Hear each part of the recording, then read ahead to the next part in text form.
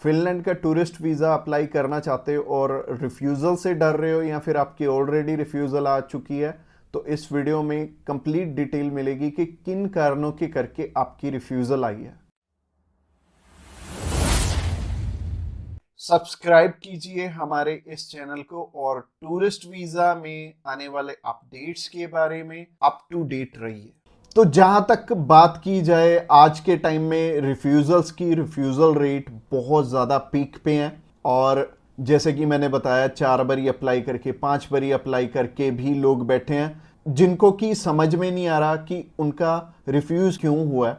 तो सबसे बड़ी इसमें दिक्कत होती है रिक्वायरमेंट्स की। एक एम्बेसी की जो रिक्वायरमेंट है ना, वो ना तो आपको किसी साइट से मिलेगी और ना ही इसमें इलेबोरेट आपको एम्बेसी करेगी, चाहे उन्हें खुद फोन लगा लेना, चाहे आप वीएफएस को फोन लगा लेना, वो भी आपकी हेल्प नहीं करेंगे।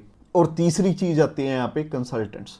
बहुत सारे कंसल्टेंट्स हैं, बहुत कुछ जानते होते हैं, वो आपको इसलिए नहीं बताते क्योंकि उस काम को करने में हो सकता है 2 मंथ या 3 मंथ या फिर 6 मंथ का टाइम जाए।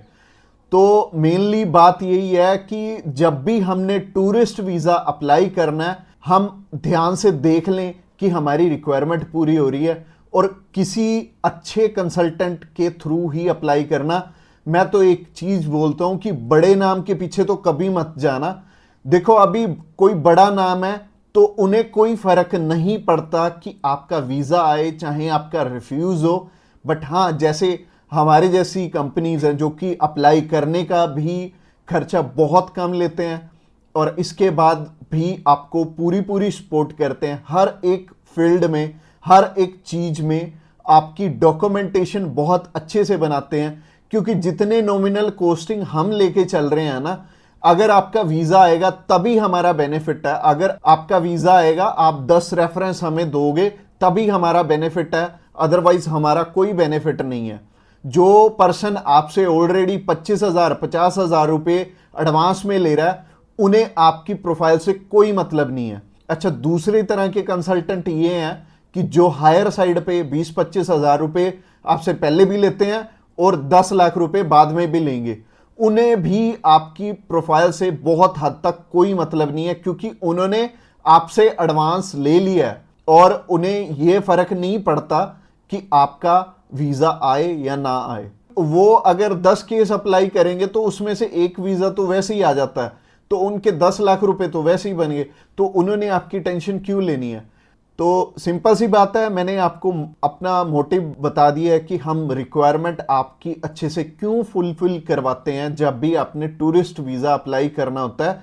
क्योंकि हमें आपसे बहुत कम पैसे मिलने हैं। अगर आपका वीजा नहीं आएगा, आपसे हमें रेफरेंस नहीं मिलेंगे, तो हमारा फायदा ही नहीं है इस काम में आने का। इसके अलावा पहला रीजन तो हो गया जो कि रिक्वायरमेंट के ऊपर है कि रिक्वायरमेंट अपनी बहुत अच्छे से समझ लेना और पूरी कर लेना, तभी वीजा अप्लाई करना। और दूसरा रीजन है कि आपके फाइनेंशियल डॉक्यूमेंट्स बहुत अच्छे से फुलफिल नहीं हुए होते।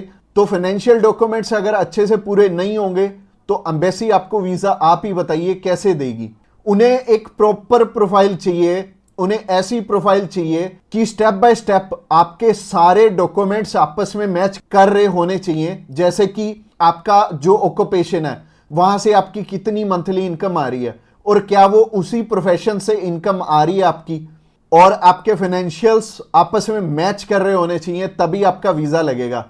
तो अगर आपको नहीं पता है कि आपके फाइनेंशियल मैच कर रहे हैं या नहीं कर रहे, तो आप क्या कर सकते हैं? आप अभी हमें कॉल कर सकते हैं, आप जान सकते हैं कि आपके फाइनेंशियल अच्छे से मीट कैसे होंगे। और कॉल तो आप इस वीडियो के एंड में ही हमें करना, क्योंकि आगे जो रीजन है वो भी बहुत स्ट्रॉन्ग रीजन है कि आपका वीजा इन इन कारणों से भी हो सकता है। प्रोफाइल का तो मैंने आपको बता दिया कि आप हमें कॉल कर लेना। इसके अलावा जो तीसरा सबसे बड़ा रीजन है वो है कि आपके यहां पे इंडिया में टाई स्ट्रॉन्ग ना होने, यानी कि इंडिया में आपका कोई ऐसा रीजन नहीं है कि आप वापस लौट के आओ।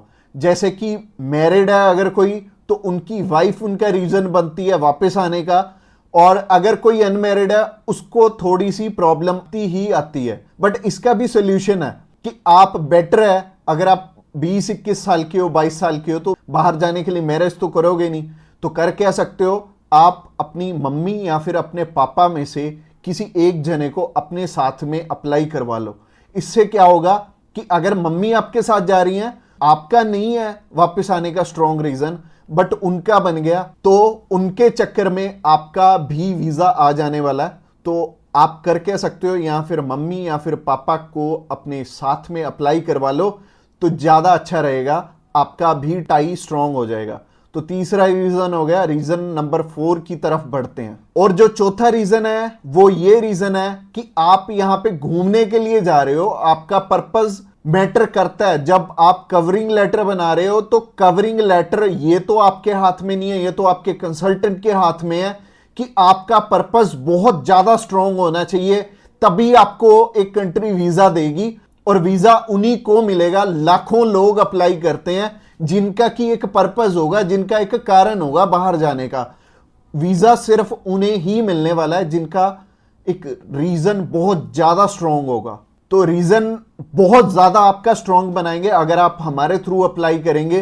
तो ये चौथा कारण था आपका वीजा रिफ्यूज होने का। और ये 4 कारण ही हैं जो सबसे बड़े रिफ्यूजल के आपके चांसेस बनते हैं। जिन कारणों के पीछे ये चारों चीजें अपनी ठीक कर लो, और जैसे मैंने पर्पस में बताया, पर्पस आपका बहुत ज्यादा स्ट्रांग हो जाएगा अगर आप हमारे थ्रू अप्लाई करेंगे। तो अगर आप हमारे थ्रू अप्लाई करना चाहते हैं, आप जानकारी लेना चाहते हैं कि आपके रिक्वायरमेंट पूरी है, क्या आपके फैमिली टाइज स्ट्रांग है, तो आप अभी हमें कॉल करके पता कर सकते हैं कि क्या आपकी रिक्वायरमेंट अच्छे से पूरी है, क्या आपके फाइनेंशियल डॉक्यूमेंट जो कि सबसे ज्यादा इंपॉर्टेंट है आपस में मैच कर रहे हैं। इसके अलावा जो तीसरा कारण था वो था आपके फैमिली टाइज कितने स्ट्रांग है। इसके अलावा चौथा कारण है कि आपका पर्पस हम कितना स्ट्रांगली लगाएंगे।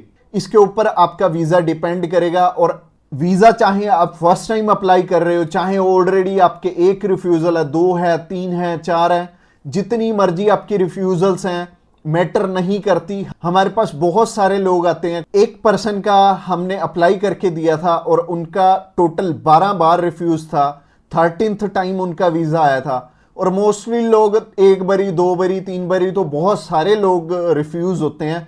कई लोग तो 4-4, 5-5, 6-6 बार रिफ्यूज होते हैं। इवन उन्हें ये नहीं पता लगता कि हम करें तो करें क्या। वीजा तो हमें लेना है, और लेना भी बिल्कुल सही मायने में है, एक्स्ट्रा पैसे देके नहीं लेना, एक बिल्कुल नॉमिनल चार्जेस में ही अप्लाई करवाना है किसी से। तो उस कारण में वो ट्रैवल हिस्ट्री वाली साइड भी जाते हैं। तो ट्रैवल हिस्ट्री वाली साइड मैं तो बिल्कुल नहीं बोलूँगा कि आपको ट्रैवल हिस्ट्री बनानी चाहिए, क्योंकि इस टाइम एयर टिकट्स ही इतनी महंगी हैं कि अगर आप एक कंट्री में भी ट्रैवल करते हैं तो आपका 70 से 80 हज़ार रुपये लग जाते हैं। इसके अलावा अगर आप 3-4 कंट्रीज में ट्रैवल कर लिए तो आपके 3-4 लाख रुपए खराब हो जाने वाले हैं। और जैसे कि मैंने आपको पर्पस वाली वीडियो में बताया था, 15 से 16 हज़ार रुपये में आप हमारे थ्रू अप्लाई कर लेंगे और आप कम से कम 3 लाख रुपए में अपना 20 बारी अप्लाई कर पाओगे। तो ट्रैवल हिस्ट्री पे बिल्कुल भी पैसे मत लगाना। इसके अलावा अगर आप हमें अभी कॉल करना चाहते हो, कॉल कर सकते हो नीचे दिए गए नंबर पे। और इसके अलावा आप हमें व्हाट्सएप पे भी मैसेज कर सकते हो। व्हाट्सएप पे मैसेज करने के लिए डिस्क्रिप्शन बॉक्स में लिंक है, उस लिंक पे क्लिक करते ही आप हमें मैसेज सेंड कर पाएंगे और हम भी आपकी inquiry as soon as possible हम लेने वाले हैं। और हमारी टीम्स ऑफ एक्सपर्ट्स हमेशा रेडी है और वो सारे टीम मेंबर्स को पर्सनली मैंने ही ट्रेंड किया हुआ है और आपकी हर एक ज़रूरत को वो समझेंगे और फिर उसी अकॉर्डिंग आपको गाइड करेंगे। और आपको बिल्कुल भी टेंशन नहीं लेनी, जब भी आपने वीज़ा अप्लाई करना है आप हमारे थ्रू ईजिली कर सकते हैं। अगली वीडियो हमारी सी टाइप के वीज़ा के ऊपर रहने वाली है कि सी कैटेगरी में बहुत सारे हमारे पास ऑप्शन होते हैं अलग अलग, जिनके थ्रू की वीज़ा अप्लाई करने में हमारा पर्पस बहुत स्ट्रॉन्ग हो जाता है।